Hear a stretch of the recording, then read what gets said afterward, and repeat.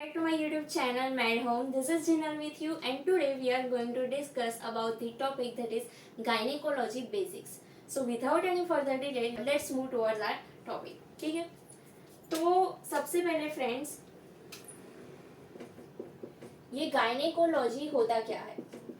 तो ये गायनेकोलॉजी जो वर्ड जो है ना, that is derive from one French word that is gynaecology, और ये जो है that is also derive from one Greek word, combination of Greek word that is gynae plus logos. ठीक है, तो गायनी का मीनिंग होता है फीमेल और वुमन यू कैन से, और लॉगोस का मीनिंग होता है study, that you all know.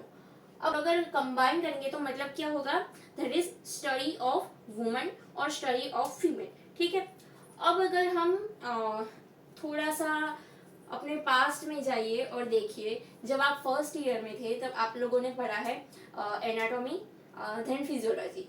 तो उसमें आप लोगों ने पढ़ा कि नॉर्मल जो एनाटॉमी जो होती है और फिजियोलॉजी जो होती है ह्यूमन बॉडी में, वो मेल और फीमेल में दोनों में सेम होती है. सिर्फ एक जगह डिफरेंस आता है, और उसकी वजह से हम क्या कर सकते हैं, हम दोनों को डिफ्रेंशिएट कर सकते हैं कि ये नहीं, ये बंदा है, ये बंदी है, ये मेल है, ये फीमेल है. ठीक है, और वो डिफरेंस कौन सा होता है? वो डिफरेंस होता है रिप्रोडक्टिव सिस्टम का. ठीक है, तो basically in this subject what we are going to discuss is female reproductive system. अब यहाँ पे अगर स्टडी ही वुमन की है, और अगर वुमन में और मेल में सब कुछ सेम है, तो फिर डिफरेंस तो हम स्टडी क्या करेंगे? जो डिफरेंट है वही. तो डिफरेंट क्या है? वो है हमारी रिप्रोडक्टिव सिस्टम. तो ठीक है, तो सबसे पहले हम यहाँ पे देखेंगे that is female reproductive system. ठीक है, अब अगर आपको यह पता होगा कि जो फीमेल रिप्रोडक्टिव सिस्टम है वो कहाँ पे लोकेटेड है. चलो हम सबसे पहले तो उसके लिए अपन एक डायग्राम बना लेते हैं. ठीक है, तो ये है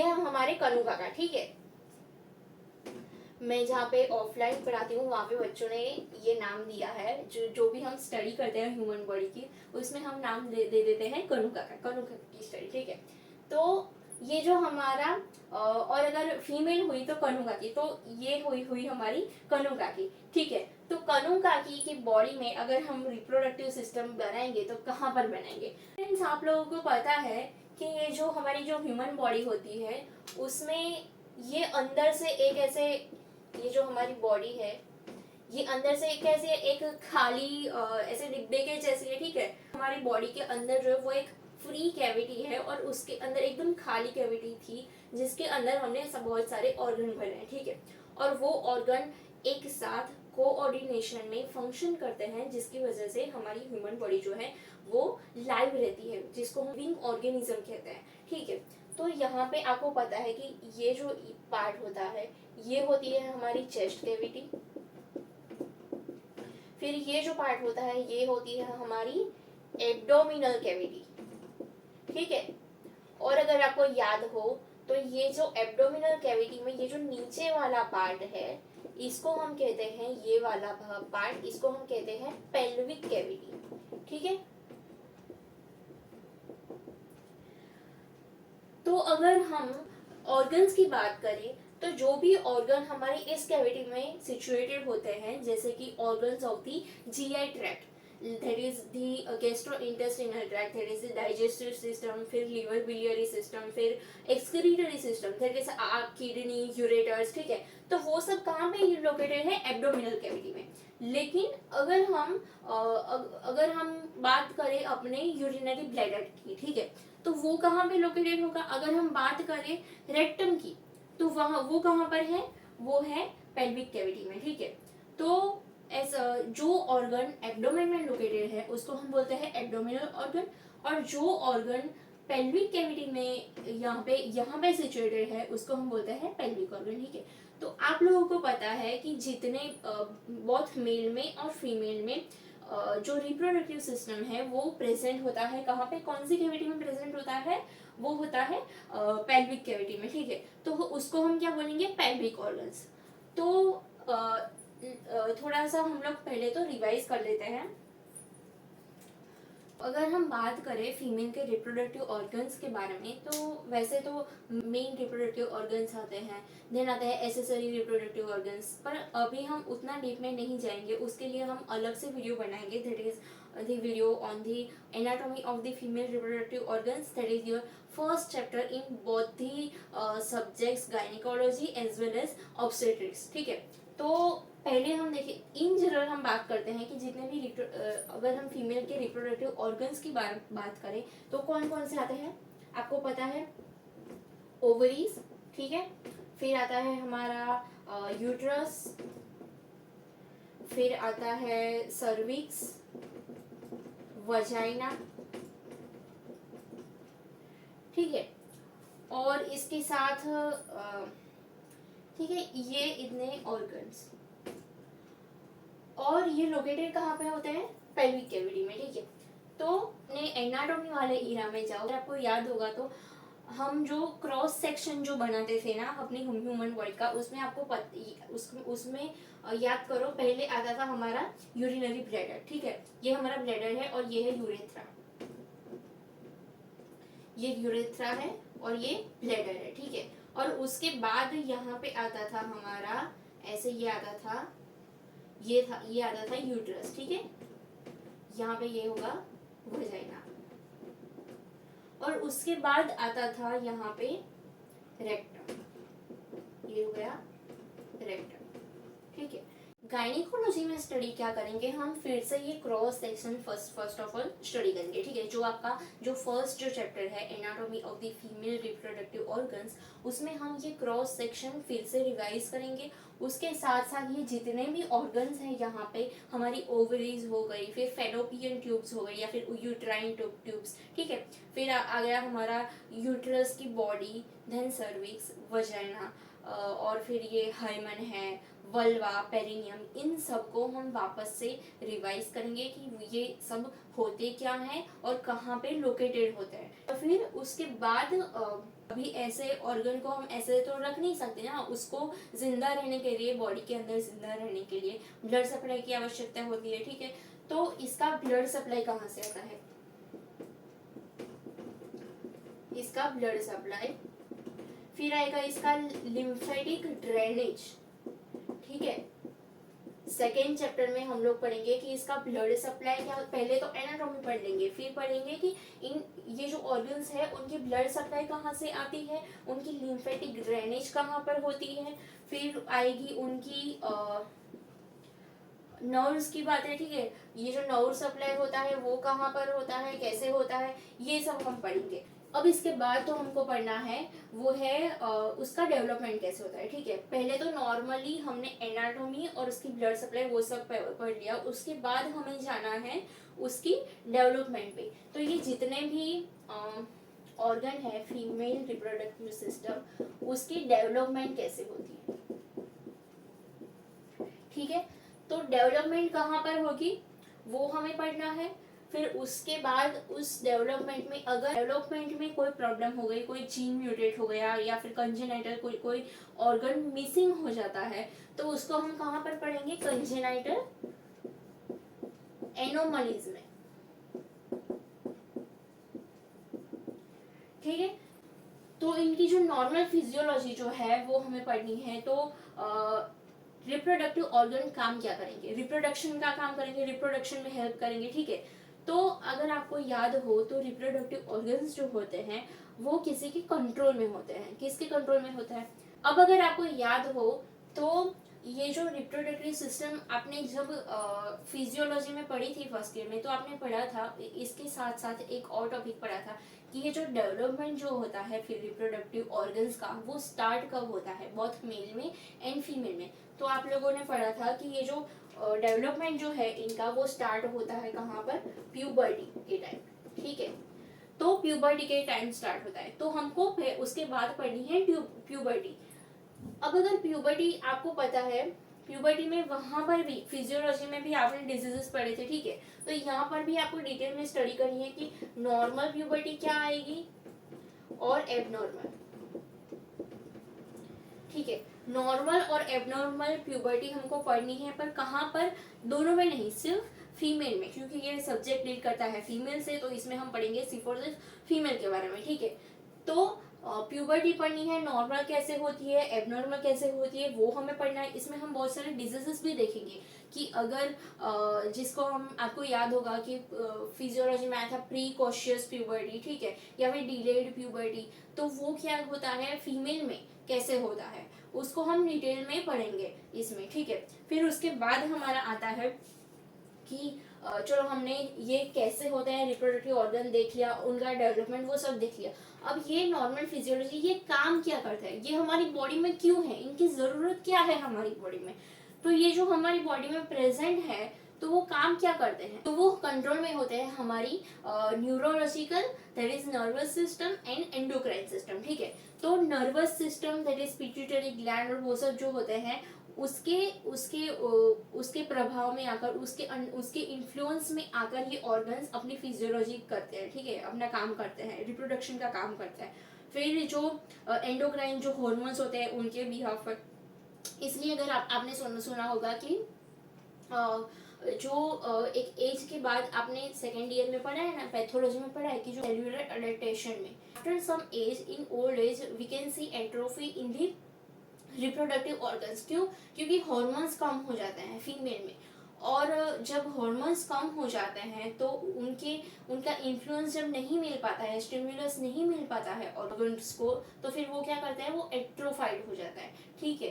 तो हम पढ़ेंगे उसमें न्यूरो एंडोक्राइनोलॉजी,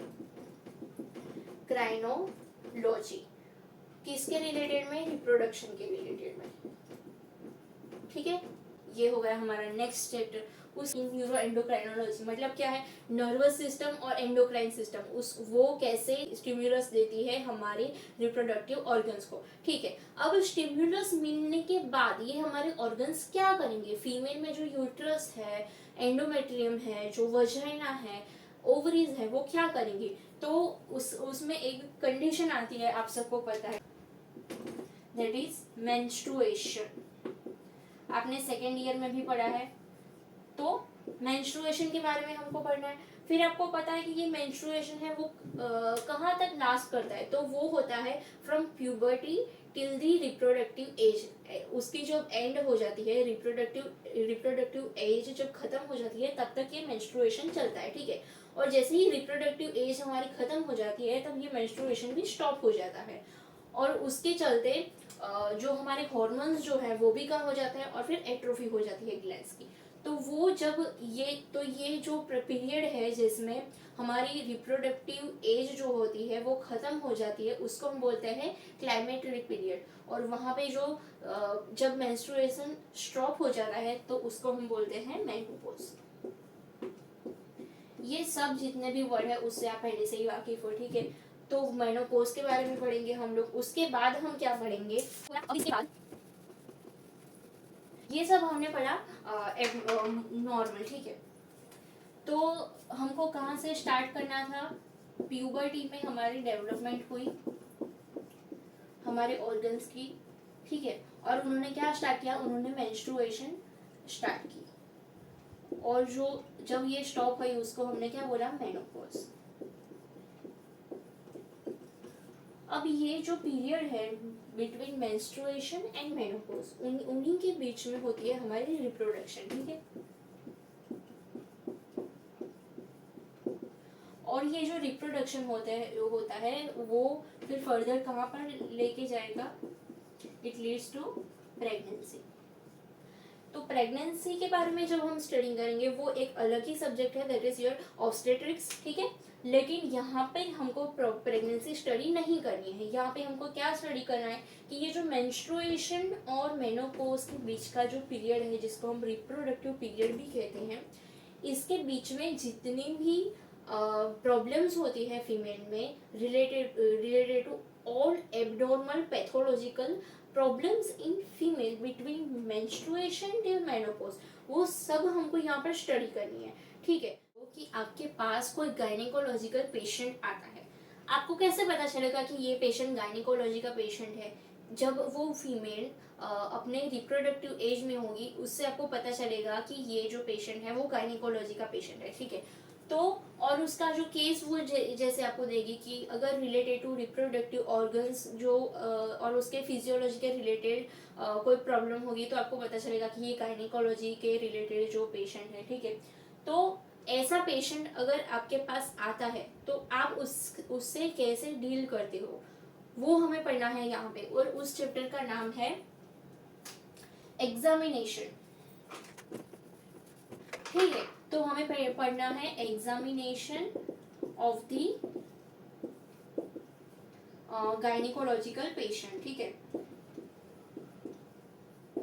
तो ये हो गया एग्जामिनेशन पढ़ना है कि कैसे अगर कोई गायनिकोलॉजिकल पेशेंट हमारे क्लिनिक पर आती है तो हम उसको एग्जामिन कैसे करेंगे, उसको ट्रीट कैसे करेंगे, उससे बात कैसे करेंगे, ठीक है। उसकी हिस्ट्री कैसे लेंगे और उसकी प्रेजेंटिंग कंप्लेंट कैसे लेंगे, ये सब हमको डिटेल में स्टडी करना है in this chapter of examination of gynaecological patient.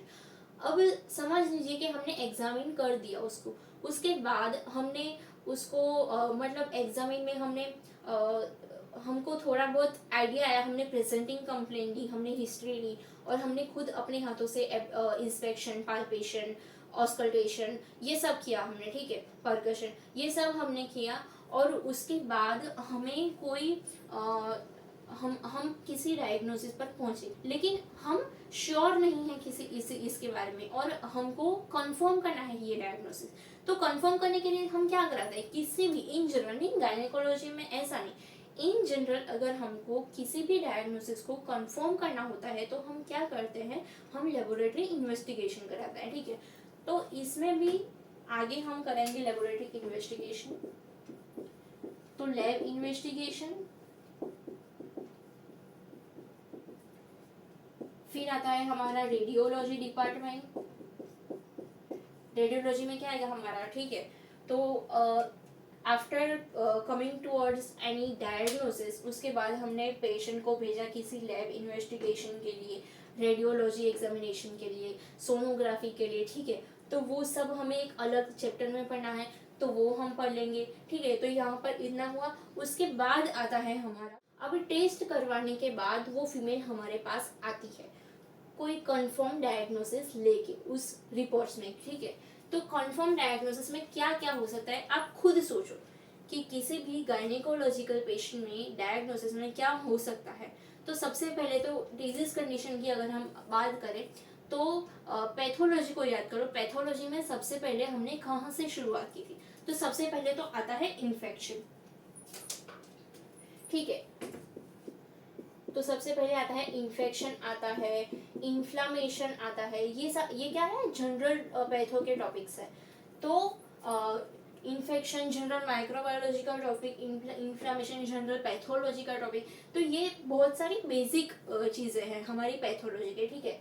तो वही हमारी गायनिकोलॉजी में भी अप्लाई होंगी कि सबसे पहले तो क्या हो सकता है, बहुत ही सामान्य बात करेंगे तो इन्फेक्शन होता है, इन्फ्लामेशन हो सकता है उसमें। तो इन्फेक्शन कहाँ पर हो सकता है, तो गायनिक की स्टडी है, ऑफ कोर्स रिप्रोडक्टिव ऑर्गन्स की स्टडी है फीमेल की, तो कहाँ पर होगा, रिप्रोडक्टिव ऑर्गन सिचुएटेड कहाँ पर है, पेल्विस में, तो होगा पेल्विक इन्फेक्शन, ठीक है। पेल्विक इन्फेक्शन, तो हम स्टडी करेंगे पेल्विक इन्फेक्शन के बारे में। अब ये जो स्टडी है पेल्विक इन्फेक्शन की, दैट इंक्लूड्स जितने भी हमारे रिप्रोडक्टिव ऑर्गन्स हैं जो पेल्विस में सिचुएटेड है उनकी इन जनरल हमें स्टडी करनी है। इसमें बहुत दोनों आ जाएंगे, external as well as internal genital organs दोनों आ जाएंगे इस पेल्विक इन्फेक्शन चैप्टर में। उसके बाद हम करेंगे इंडिविजुअल स्टडी, ठीक है। ये पहले हमने इन जनरल की, फिर जैसे पैथो में हमने किया था ना, पैथो में हमने पहले पढ़ा था जनरल पैथोलॉजी, फिर सिस्टेमिक पैथोलॉजी, पहले जनरल फिर पर्टिकुलर। हम अपने केस टेकिंग में भी तो ऐसा ही करते हैं ना, पहले क्या लेते हैं होम्योपैथी में, physical general then physical particular, ठीक है। तो यहाँ पे भी ऐसा, पहले जनरल पेल्विक इन्फेक्शन फिर इंडिविजुअल पेल्विक इन्फेक्शन, वो हम लेंगे, ठीक है। अभी इंडिविजुअल मतलब कि इंडिविजुअल जो पेल्विक ऑर्गन है उनका infection, for example infection in the uterus, infection in the vagina, infection in the ovaries, infection in the cervix, infection in the fallopian tubes, ठीक है। तो वो सब हम इसमें देखेंगे।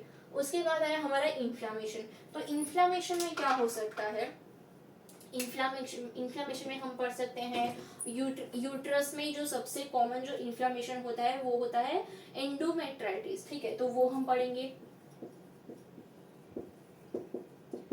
एंडोमेट्राइटिस। फिर मायोमेट्राइटिस और पेरीमेट्राइटिस दैट इज वेरी रेयर, तो वो इतना ज़्यादा इम्पोर्टेंट नहीं है, पर ये बहुत ज़्यादा इम्पोर्टेंट है, तो वो हम पढ़ेंगे। उसके बाद जो होता है cervicitis that is very common. Bed bed hygienic जो हैबिट्स होती है उसकी वजह से सर्विसाइटिस बहुत कॉमन हो गया है आजकल, तो वो बहुत इंपॉर्टेंट टॉपिक है, वो हम पढ़ेंगे। उसके बाद हम पढ़ेंगे इसमें वजाइनाइटिस, ठीक है, तो ये हो गया। तो ये सब हम इन्फ्लामेशन पढ़ेंगे, ये हो गए हमारे बेसिक डिसऑर्डर। उसके अलावा अगर हम बात करें, याद करो physiology of the female genital tract, ठीक है, physiology of female reproductive organs, तो उसमें क्या आता था, मेंस्ट्रुएशन आता था, ठीक है, मेंसेस। तो अगर मान लो कि इसके कोई भी फीमेल है जिसको इससे रिलेटेड कोई तकलीफ है, ठीक है, अगर मेंसेस नहीं आ रहे हैं और बहुत पेनफुल मेंसेस आ रहे हैं, ठीक है, बहुत ज़्यादा आ रहे हैं, कम आ रहे हैं, तो वो सारे स्टडी हम इसमें करेंगे। दैट इज हम पढ़ेंगे इसमें एमेनोरिया, ठीक है, ये सारे वर्ड से आप पहले से ही वाकिफ हो। फिर आएगा हमारा डिसमेनोरिया, ठीक है, फिर मेनोरेजिया, मेट्रोरेजिया, ये सब हम इसमें पढ़ेंगे मेंस्ट्रुएशन वाले चैप्टर के बारे में, मेंस्ट्रुएशन के डिसऑर्डर वाले चैप्टर के बारे में, ठीक है। तो ये हो गया हमारा मेंस्ट्रुएशन वाला डिसऑर्डर, ये थे जनरल डिसऑर्डर, ये थे मेंस्ट्रुएशन के डिसऑर्डर। अब आता है एक बहुत ही ज्यादा important disorder of the female genital tract, that is STD. STDs ये क्या है, सेक्सुअली ट्रांसमिटेड डिसीजेस, ठीक है, तो ये हम पढ़ेंगे। इसके ऊपर भी एक अलग से चैप्टर दिया हुआ है बुक में, तो वो पढ़ेंगे। आपको याद होगा बहुत सारे केस आपने सुना होगा कि यूट्राइन प्रोलैप्स, ठीक है, इसके ओल्ड एज में ज़्यादातर होता है यूट्राइन प्रोलैप्स, तो उसके बारे में हम पढ़ सकते हैं इसमें। गायनिकोलॉजिकल पेशेंट, इसकी भी समस्या लेके आ सकती है आपके पास। फिर यूट्राइन प्रोलैप्स के बाद हम पढ़ सकते हैं एबनॉर्मल यूट्राइन ब्लीडिंग।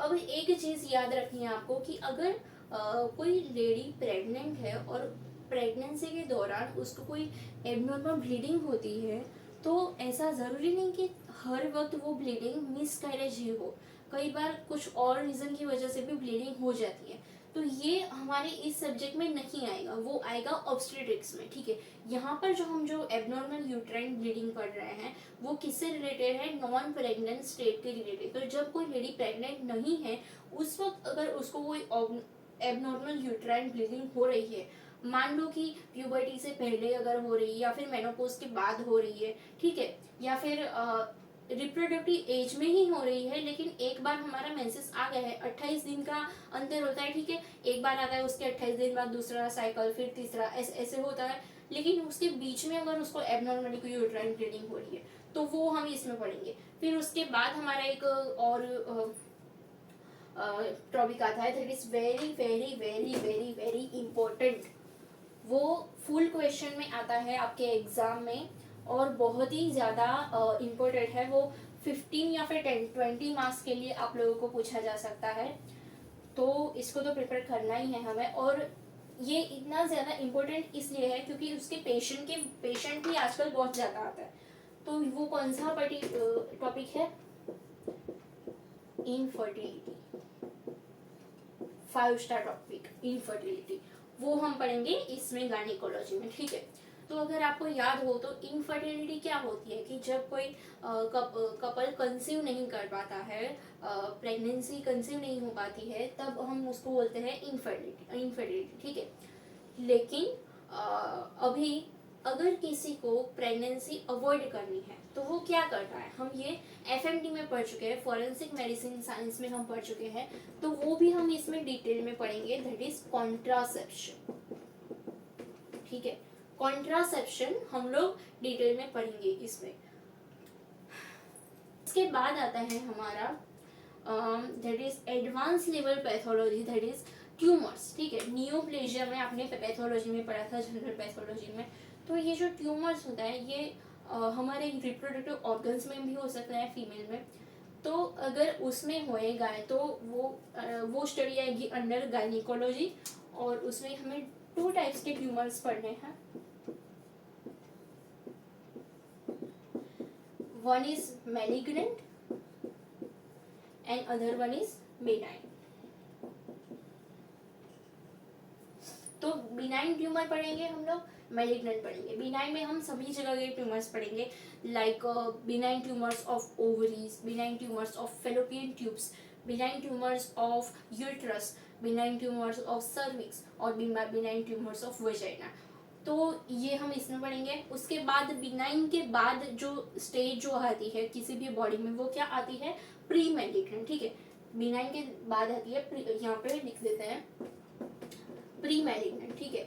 तो प्री मैलिग्नेंट स्टेज में क्या होता है, कैसे ट्यूमर का ग्रोथ कैसा होता है, और वो सब हम इसमें इस स्टेज में पढ़ेंगे, pre malignant changes in the female body. उसके बाद हम पढ़ेंगे malignant changes, malignant tumours in various organs, like हमने बिनाइन ट्यूमर्स पढ़ा वैसे, ठीक है। तो यहाँ तक हुआ। अब अगर हम फर्दर मूव करें, तो अभी तक हमने जितने भी डिजीजेस देखे, फॉर एग्जांपल इन्फेक्शन हो गया, इन्फ्लेमेशन हो गया, फिर हो गया हमारा ये जो है मेनोरेजिया था, मेट्रोरेजिया था, डिस्मेनोरिया था, एमेनोरिया था, एसटीडीज थी, ठीक है। ये सब हमारी कैटेगरीज कौन सी कैटेगरीज में आते हैं, अगर हम होम्योपैथी वाइज देखें तो वो आते हैं हमारे डायनेमिक डिजीज में, ठीक है। लेकिन आपको पता है कि कुछ डिजीजेस ऐसे भी होते हैं जिसको हम सर्जिकल डिजीज कहते हैं। अगर हम नॉन नोसोलॉजिकल क्लासिफिकेशन की बात करें, हनीमन सर ने जो दिया है, तो उसमें बात की है कि डिजीजेस 3 टाइप्स के होता है, ठीक है। पहला आता है पहला हमारा आता है इंडिस्पोजिशन, फिर आता है हमारा सर्जिकल डिजीज, और फिर आता है हमारा डायनेमिक डिजीज, ठीक है। तो सर्जिकल डिजीजेस की बात अगर हम करें, that is injuries, all type of injuries जो हम हमारे एफएनडी में, फॉरेंसिक मेडिसिन साइंस में पढ़ चुके हैं। तो वो इंजरीज, जब फीमेल जेनिटल ट्रैक्ट की इंजरीज के बारे में हम पढ़ेंगे इस सब्जेक्ट में। तो इंजरीज की अगर हम बात करें, तो इंजरीज कहाँ पर, वल्वा में, पेरिनियम में, ठीक है। तो और फिर अंदर इंटरनल इंजरीज की अगर हम बात करें, ठीक है, तो ये सारी इंजरीज हम इसमें पढ़ेंगे। फिर और क्या हम पढ़ सकते हैं कि जो हमने फॉरेंसिक साइंस में जो हमने पढ़ा था रेप चैप्टर, तो उसको भी हम लोग यहाँ पर लेंगे, ठीक है। तो रेप और उसके दौरान जो हमको इंजरीज जो होती है वुमेन को, वो हम इसमें पढ़ेंगे, रेप की इंजरीज, ये एक अलग चैप्टर है। उसके बाद हम पढ़ सकते हैं, अब जरा एक और फॉरेंसिक साइंस का टॉपिक याद करो। अगर आपको आइडेंटिफिकेशन वाला चैप्टर याद हो फॉरेंसिक साइंस में, तो आइडेंटिफिकेशन में हमने पढ़ा था क्रोमोसोमल एब्नॉर्मलिटी के बारे में, और इसके अलावा हमने फिजियोलॉजी में भी इसके बारे में पढ़ चुके हैं, ठीक है। तो फीमेल में जितनी भी क्रोमोसोमल एब्नॉर्मलिटीज होती है वो हम गायनिकोलॉजी में पढ़ेंगे, ठीक है। तो ये आएगा हमारा under heading of disorders related to sexual development, ठीक है, disorder related to sexual development. उसमें हम पढ़ेंगे, उसमें आपको पता है ना, डाउन सिंड्रोम, टर्नर सिंड्रोम, वो सब होता था, तो वो सब हम इसमें पढ़ेंगे, disorders related to sexual development. तो ये हो गया। उसके बाद तो ये तो हो गई जितनी भी डिजीजेस थी फीमेल जेनिटल ट्रैक्ट की, ठीक है, गायनिकोलॉजिकल डिजीजेस। अब हमको, हमारे पास पेशेंट आया, हमने उसको एग्जामिन किया, हमने उसका लैब इन्वेस्टिगेशन करा, और हमको पता चला कि उसको इन सभी में से कोई एक इंजरी हुई है, कोई एक या फिर डिजीजेस हुई है, तो उसको हम ट्रीट कैसे करेंगे। तो उसकी ट्रीटमेंट के लिए हम अलाइड में जितनी भी मेडिसिन यूज़ करते हैं वो हम पढ़ेंगे, ठीक है। तो अलाइड पार्ट में हम सबसे ज़्यादा जो यूज़ होने वाली जो मेडिसिन जो होती है गायनिकोलॉजिकल पेशेंट के लिए, वो क्या होती है, वेरियस हॉर्मोन्स, ठीक है। और ये हॉर्मोन्स कौन से होते हैं, artificially prepared. Artificially prepared oestrogen होता है, प्रोजेस्टेरॉन होता है, ठीक है, जिसको हमने पढ़ा था एबॉर्शन चैप्टर में भी पढ़ा था फॉरेंसिक साइंस में, ठीक है, कि अगर हम ऐसे आर्टिफिशियली प्रिपेयर्ड ईस्ट्रोजन प्रोजेस्टेरॉन लेते हैं तो वो क्या करता है, वो यूट्राइन कॉन्ट्रैक्शंस को इंक्रीज कर देता है और उसकी वजह से अबॉर्शन हो जाता है। तो वो हम इसमें पढ़ सकते हैं कि ये जो हार्मोन जो आर्टिफिशियल जो मेडिसिन के तौर पर यूज होता है उसके बारे में हम डिटेल में स्टडी करेंगे। उसके बाद हम पढ़ेंगे कि देखा ट्यूमर के बारे में। तो फीमेल जेनिटल ट्रैक्ट में कोई ट्यूमर है तो अगर मान लो कि वो बिनाइन है या फिर मान लो कि अगर वो मेलिग्नेंट स्टेज पे है, मेलिग्नेंसी हो चुकी है, बहुत ज़्यादा उसकी ग्रोथ हो चुकी है, तो हम उसको कैसे ट्रीट करते हैं, हम उसको करते हैं कीमोथेरापी, रेडियोथेरापी, ठीक है, या फिर सर्जिकल ट्रीटमेंट। तो वो सब हम इसमें पढ़ सकते हैं, जैसे कि कीमोथेरापी, ठीक है, फिर आएगा हमारा रेडियोथेरापी। तो ये सब हम इसमें पढ़ेंगे बेटा। अब इसके अलावा जो हम गायनिकोलॉजी में पढ़ते हैं वो होता है ब्रेस्ट के बारे में, ठीक है, जो ब्रेस्ट के भी जितने भी डिसीजेस है वो भी गायनिकोलॉजी में इंक्लूड हो गए। तो हम यहाँ पर लिख सकते हैं ब्रेस्ट डिसऑर्डर, ठीक है, तो ब्रेस्ट डिसऑर्डर सारे हम यहाँ पर डिस्कस करेंगे गायनिकोलॉजी में। कितना हो गया। उसके बाद हम पढ़ सकते हैं इसमें अबाउट दी ऑपरेशंस, कि गायनिकोलॉजी में जितने भी ऑपरेशंस होते हैं उसके बारे में हम पढ़ सकते हैं। फॉर एग्जांपल ऑपरेशंस के बारे में, उसमें हम लेप्रोस्कोपी को भी डिस्कस कर सकते हैं। लेप्रोस्कोपी कैसे होती है गायनिकोलॉजिकल प्रॉब्लम्स को ट्रीट करने के लिए, तो हम लेप्रोस्कोपी के बारे में पढ़ सकते हैं। उसके अलावा हम पढ़ते हैं, इतना हो गया। अब अगर आपको याद हो तो हम पैथोलॉजी में पढ़ा करते थे कि बहुत सारी ऐसी कंडीशन है, क्लिनिकल कंडीशन है जिसका कोई कॉज हमको आज तक पता नहीं चला है। मेडिकल साइंस जो है उसने बहुत सारी तरक्की कर ली है आज की तारीख में, लेकिन फिर भी ऐसे कई सारे डिजीजेस है जिसके कॉज के बारे में हमको आज तक पता नहीं चला है। उसमें सबसे पहले जो हमारे दिमाग में आता है वो होता है डायबिटीज, हाइपरटेंशन। बहुत सारे इसके जो केसेस होते हैं वो इडियोपैथिक होते हैं, हम ऐसा बोलते हैं। इडियोपैथिक मीन्स के जिसका कॉज हमको मालूम नहीं है। तो ऐसे डिजीजेस जब गायनिकोलॉजी में आते हैं तो उसके बारे में हम यहाँ पर पढ़ सकते हैं। तो आएगा इडियोपैथिक डिजीज, ठीक है, इडियोपैथिक डिजीजेस के बारे में हम यहाँ पर बात कर सकते हैं। वो सबसे ज़्यादा करंट, सबसे ज़्यादा आधुनिक जो टॉपिक है हमारी गायनिकोलॉजी में, दैट इज़, अगर आपको पता हो तो अभी मतलब थोड़ा 1 साल हो गया, एक न्यूज़ आई थी कि स्टेम सेल थेरापी की वजह से एक HIV का पेशेंट को ठीक किया डॉक्टर ने, ठीक है। तो स्टेम सेल थेरापी बहुत ज़्यादा नई है, बहुत ही अभी करंट। तो स्टेम सेल थेरापी जो है गायनिकोलॉजी में वो भी बहुत ज़्यादा चल रही है, तो उसके बारे में हम यहाँ पर बात कर सकते हैं, स्टेम सेल थेरापी, ठीक है। ये आएगा हमारे करंट टॉपिक्स ऑफ गायनिकोलॉजी के बारे में, उसमें आएगा, ठीक है। और फिर हम पढ़ सकते हैं प्रैक्टिकल गायनिकोलॉजी, ठीक है, प्रैक्टिकल गायनिकोलॉजी। प्रैक्टिकल गायनिकोलॉजी में क्या आएगा, जितने भी इंस्ट्रूमेंट हम यूज करते हैं, ठीक है। प्रैक्टिकल मीन्स कि क्या, कि आप कोई थियरी की बात नहीं करते हो। यहाँ पे मैं क्या कर रही हूँ, यहाँ पे मैं बड़ क्यों कर रही हूँ, तो यहाँ पे मैं थियरी पढ़ा रही हूँ आप लोगों को, ठीक है। लेकिन प्रैक्टिकल चीज़ अलग होती है। तो प्रैक्टिकल जो होता है उसमें हम जितने भी इंस्ट्रूमेंट यूज़ करते हैं और जो भी प्रोसीजर यूज़ करते हैं वो हम बात करेंगे उसमें, ठीक है। तो इतना है हमारी गायनिकोलॉजी की स्टडी में, ठीक है। तो ये थे हमारे टॉपिक्स गायनिकोलॉजी के जो हमने डिस्कस किए भी। आई होप आपको थोड़ा बहुत तो समझ आया ही होगा इसमें कि हमको क्या क्या स्टडी करना है थ्रू आउट गायनिकोलॉजी में। तो ये तो मैंने पढ़ा दिया। अब अगर आप चाहो तो आप एक बार बुक को भी रिफ़र कर सकते हो, कि आप अगर बुक की इंडेक्स खोल के देखोगे तो भी आपको ये सारे टॉपिक्स उसमें मिल जाएंगे, ठीक है। उसमें से ही मैंने पढ़ाया है। अगर हम इंडिया में बात करें तो ज़्यादातर जो बुक लोग रिफ़र करते हैं, जो स्टूडेंट, मेडिकल स्टूडेंट जो रिफ़र करते हैं वो होता है textbook of gynaecology by doctor DC Dutta.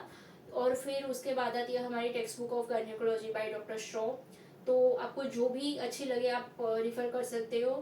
All about today's video. Thank you so much for watching it, and if you really enjoyed this video, please don't forget to share it with your medicos friends, and please don't forget to like, share and subscribe my channel Medhome.